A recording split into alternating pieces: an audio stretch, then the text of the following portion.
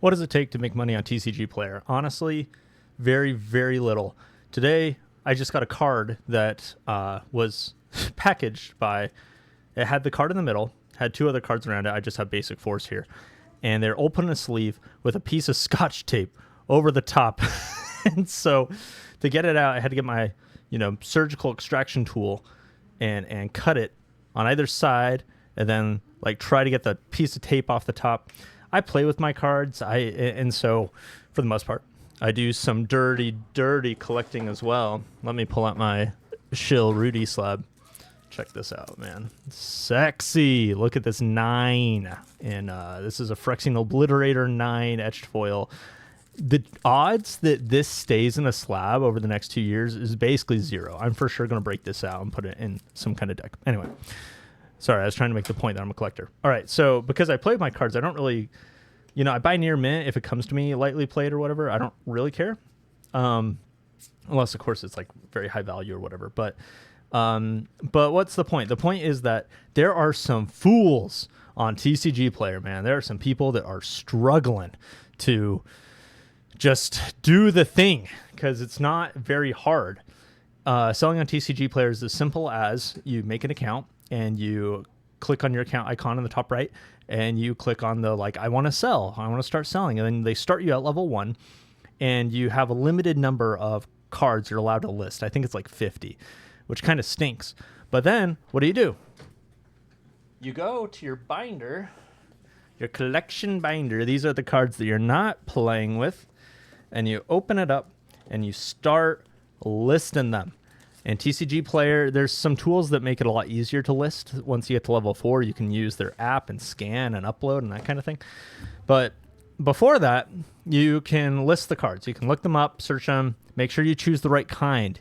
The pre-release copy versus the normal copy versus the foil copy versus if it was in Phyrexian would be 1. There's the etched foil, and then there's the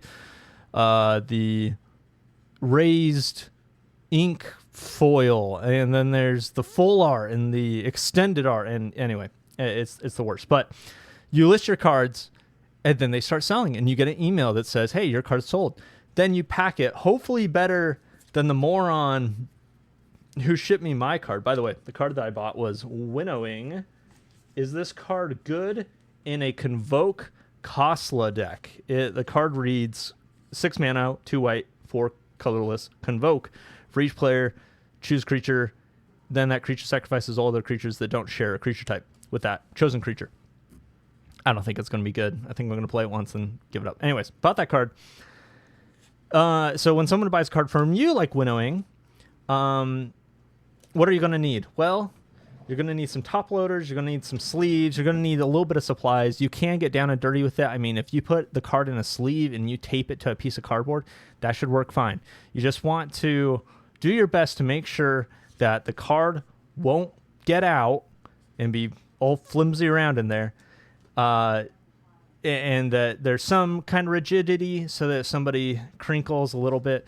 The funny thing is, I feel like more often I get cards that are overprotected than cards that are underprotected on TCG Player. And by that, what I mean is sometimes I'll get a card that is in a sleeve, in a top loader, but in between 2 pieces of cardboard, and those pieces of cardboard have tape around them.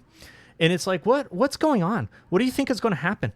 I mean, if somebody comes at you with a knife, you could use that to defend yourself, and the card would still be okay. And that's not what's happening in USPS. USPS, they're dope. They're cool. There's no violence there. So you do not need to go crazy. Just the card, you just want to hedge against. And honestly, I got a card the other day. I don't recommend this. I got a card the other day that somebody had just taken, stuck in the small plain white envelope, and shipped. And it worked. A guy here is fine. I'm not going to give him 5 stars, but it worked. So I some people complain. They'll be like, I don't think it was packed safely. The card got to me in perfect condition, but I don't think it was packed safe enough. Sure. Anyway, so my point is it's not that hard. It's not that hard. And when I say your personal collection, if you want to get serious about selling Magic cards, you're going to have to sell some Magic cards. You're not going to be able to hold on to everything. I have sold so many cool cards. I've sold dual lands. I own some pricey stuff, but I currently do not own a single revised and let alone a beta or alpha dual land. Someday, but not yet. I've held them. I have bought them. I have sold them, but I don't have any. And that's because, yes, I would like to keep those cards, but it's about making money, baby. And if you want to make money, you got to sell the cards. So I buy collections. I've handled fractured foils and special surge foils and all this kind of shenanigans. And it's fun. It's fun. It's cool that you can buy a collection.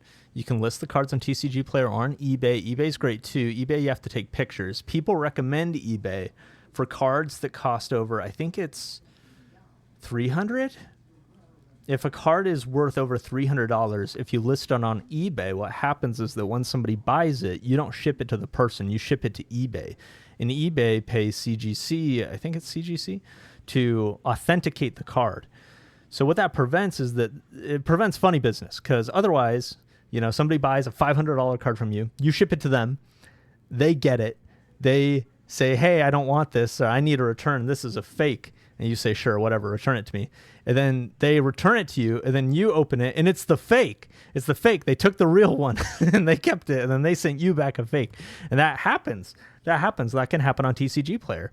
The TCG Player staff are pretty cool. They're pretty cool about helping out sellers. I don't know what happens, though, if that happens. So it's safer in general as a seller to sell on eBay if it's like a very high value card, so that eBay will authenticate it and there won't be any of that shenanigans. Yeah, it's pretty cool. So anyways, selling on TCG Player, selling on eBay, it is not that hard. Now, how about making money? Making money is a little harder. It is not hard to buy Magic cards and to sell Magic cards. It is harder to make money. I've done quite a bit of investigation into this, actually, into what can you actually make money buying and selling. And here's my short answer. Most booster boxes are difficult to make money on. Yes, you could break even. Some supposedly have positive expected values. Of course, it depends on the price you get it at. And usually when I talk about the price, I'm talking about essentially as close to distribution pricing as possible. The other day, I showed some Tarkir Commander decks that are distribution pricing at some online stores. Those you can buy. And Commander decks in general, a lot of Commander deck sets, not all of them, but a lot of Commander deck sets, you can make money because you get, the deck set of 4 or 5 decks, 100 cards in each one. A bunch of those are worth more than a quarter, more than 50 cents, more than $1. And so you sell those. They come with the collector sample packs. See, I just got done with a bunch of Tarkir. And so now I've got all these collector sample packs. These aren't worth a lot. These ones, they're like $3 each. And so if you want to sell a bunch of them, you got to discount them on that. So, but still, I mean, an extra $2 per deck you open, it adds up. There's other things you can do too. Like you get basic lands in there, you get tokens. Depending on how gritty and how hard you're willing to work, you can make a decent chunk of money. We're talking about for each case you get, you could net, 10, 20, 30, 40, $50. And so if you're getting 5 a week, which is doable, that's something that I've done before, then, you could be netting $200 a week per se. And that's flipping Commander decks that have positive expected values. Booster boxes, like I said, I mean, some people do it, and I think they are successful at it. People use tools like Mox Alpha to estimate the expected value of booster boxes. Then there'll be some where there's a positive expected value. And so, boom, rip those things open. They buy a case, open up every card, sort them, list them. It's more work, in my opinion, overall than selling Commander decks. And I think it's riskier, obviously. Commander decks, you know what you're getting. Booster boxes, you don't. There could be a higher upside. Also, the booster boxes don't come with these extras like the collector sample packs. Oh, lands. Lands is another thing I do, is that with the Commander decks, and this is true for regular boosters too, but if you collect basic lands, you can sell a lot of, for example, 500 basic lands, 100 of each color on eBay for $25. I do that, and that's nice. Now, you might have noticed that I have far from shared a get rich quick scheme. There's a lot of work that goes into this, but it's fun work. A lot of people do this kind of thing. A lot of people do it with Pokemon cards or with other card games, and it's very doable with Magic. What other things? What other things can you actually make money on? I guess I'll say, right. The best one. The best one is buying people's collections. Buying collections from people, you will make money. Now, the real X factor and like how much money you'll make depends on what you're able to buy it for. So if somebody's selling you a $1,000 collection and you spend $900 on it, you will not make money. If you spend $800 on it, you will not make money. You'll probably break even. If you spend $700 on it, you will make money. You'll make about $100. And the way that math works, so in case you weren't listening or doesn't, just to repeat myself, you need to buy collections at least 75%, but hopefully less. I try to shoot for 70% market value buying collections. And then that nets you a 10%, assuming that 20% goes into fees and shipping and other things. So if you're selling on eBay or tcgplayer, you should assume that it's going to take 20% of your profit just due to fees and shipping. And so if you are able to buy a collection for 60%, then boom, you've just made 20% margin, right? So it just depends on what you're able to buy it for. I've bought collections from people. There's some people that don't really know what they have. And, it's like, oh, you're taking advantage of them. Look, if you're listing, if you share some pictures on Facebook Marketplace and you're like, I want these Magic cards gone for $200,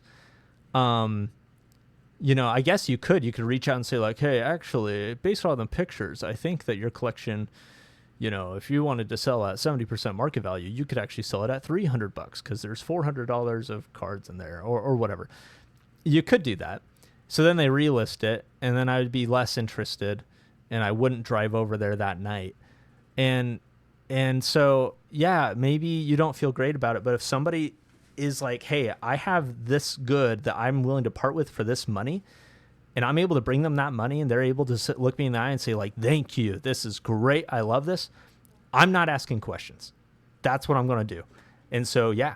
So sometimes on Facebook Marketplace, I've had people, because people don't know what they have, right? And I show up, I'm providing the service of looking through and being like, oh, this is some good stuff. I will buy it from you for the price that you want. And then they're happy. I'm happy. I'm able to go home and make some good money. I've also noticed, like, there's been people where they're like, I'll sell you my collection at 75%. I'm like, okay, fine. So I buy it from them, and then they're like, oh, let me throw in these extras. And so I've found on average just that buying collections from people is lucrative, that it's treasure hunting. There have been times I bought collections from people where I basically net like nothing, didn't make any money, because you buy the collection and then you take it home and you're looking through all the cards because you didn't have the chance to look through all of them at their house or whatever. And then you realize like, wait, it's not quite as nice as I thought it was. Some things to watch out for when buying collections. Fake cards are a thing, and they're pretty common. And so this is what I have. This is awesome. And it was Louie with Kitchen Table TCG that shared this with me. It's got like a flashlight on it and a, whatever this is called. Yeah. Anyway, you look through it, you can see the green dot. If the green dot has those 4 tiny red dots in it, it's a real card. And that's about as safe as you need to be. Also feeling a Magic card, you know what a real Magic card feels like. So you got to watch out for fakes. You got to be safe out there. Facebook Marketplace isn't always full of all perfect actors, but for the most part, people are great. People have been wonderful. I live in Virginia. People have been wonderful. I don't know where you're from. Hopefully the people are wonderful there too. But that's probably the best way to make money. Flipping cards. A lot of these other things, I mean, it can just get a little dicey. I guess if there are commander decks or whatever, if you're able to get good prices on things, like I said, I mean, some of this stuff you can just look it up online. I mean, something that I've done, I've written code that can go through tcgplayer, take a list of cards, and tell me what the total price is. And a tool like that's really valuable, and I'd love to share something like that. I'm not sure the best way to share it, but anyways, let me know if you need something like that. But you can do that for anything, right? It's like if you find a store, there's stores like Stomping Grounds, or I don't know. There's these different stores that sell things at super cheap prices. And so if you have a tool to tell you, hey, you could make money flipping this, not flipping as is, you will need to break it down and painstakingly sell the single cards, and you can make money. Then boom, you're in business. You know, it's like, let's go. And I've done that. I've bought decks from Stomping Grounds before. I swear, did they have Murders at Karlov Manor? I don't think a Commander deck set is ever going to come out that was as sick as the Murders of Karlov Manor Commander deck set when it comes to value in the cards, resaleability. I mean, it was crazy. Were there multiple game changers in every deck? No, not quite, but there was a lot. I mean, in one deck there was Just 'Cause Will and Seaboard Moon Muse. In another deck they had Reanimate and not Necropotence, Necromancy, and Animate Dead, and just like all the top tier reanimation spells. In another deck they had Trouble in Pairs, which is one of the best cards in Commander, game changer, you know, to this day. Then what was in the fourth deck? Was there anything good in there? There was good stuff, but it wasn't. It was definitely the weakest. Anyways, deck sets just don't have game changers. They won't have game changers in them going forward. So Murders of Karlov Manor, that was sweet, but that was a age long past. So, anyways, thanks for tuning in. This is good times. Let me know what questions you got. We'll see you.